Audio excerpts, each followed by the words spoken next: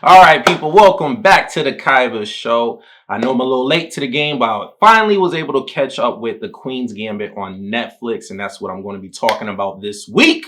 So let's get it. Welcome to the Kaiba Show.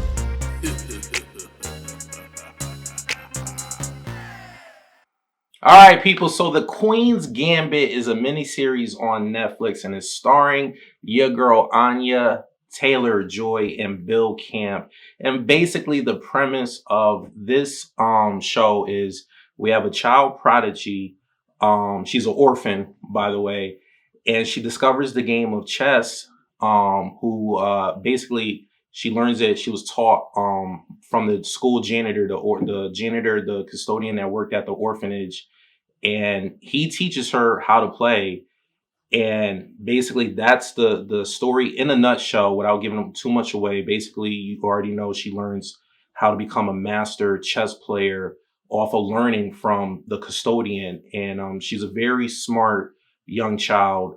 So she excelled in her teachings with school, and she goes from there. And that's basically the story in a nutshell without giving too much away. And basically, I just want to talk about how compelling this story was. I was drawn in from the first episode, just because this child, right? She lives in an orphanage, and she has gone through so many traumas in her life that, she lost her parents at a young age. She gets adopted, and you just see every stage of that, like what she's going through mentally.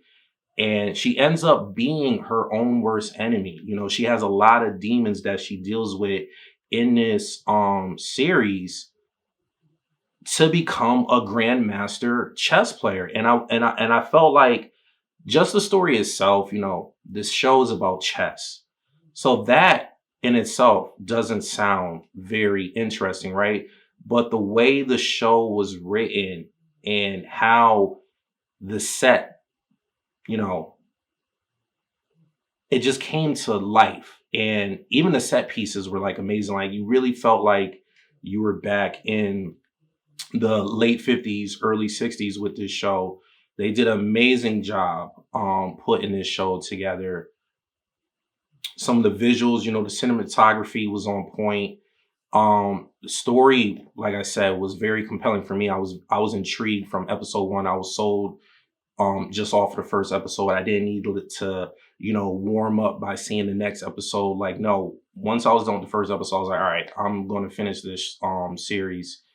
And the story was good. The acting was good. I have no complaints with the acting. Anya did an amazing job playing Harmon, and I really have no negatives to say with this show. If first off, the show makes you want to play chess. Like I feel like I want to learn how to play chess and ultimately become a grandmaster, which I know is a dream that will never happen because you have to be very smart when it comes to the game of chess, because you have to think two, three, four, five moves ahead of the player that you're playing against. And just the way the cinematography was, which I noticed was you felt the emotions through their facial expressions. And I love how they capture that moment, because think about it, the game of chess is probably boring to watch, but the way they shot it while they was playing, you felt the intensity through the players' faces and their emotions of knowing that they had to resign. I learned a new word while watching this show. So when you know you're about to lose, you could resign. And I thought that that was very interesting. So you're not humiliated in front of, the whole tournament. And like I said, she was her own worst enemy. She had a lot of demons that she was dealing with. And her escape was chess. But then it ultimately consumed her whole life, where she couldn't see nothing but the chess, the game of chess. And a lot of her friends was trying to warn her about that. There is more than life than just playing this game. But she had a goal, and she was determined to reach that goal by beating the best. And at the time that this piece takes place is in the 60s. If I'm not mistaken, Russia has been dominating the world of chess for like 20 years. So no other country has beaten Russia in the game of chess. And she was determined to take out all the top Russian players, including the grandmaster. And I like that determination in her, even though it ended up making her going down some paths that weren't smart. It wasn't the best choice because while she was in an orphanage, she ended up having an addiction because for some reason back then.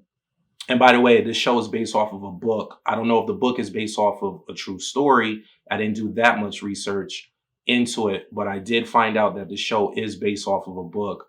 But I guess allegedly back then with orphanage, they would give kids tranquilizers, which is obviously now that even when I was watching the show, I was like, that doesn't sound like a good thing. And she ends up getting addicted to the tranquilizers where she depended on it. And I think eventually, I think when the 60s came around, then they stopped that.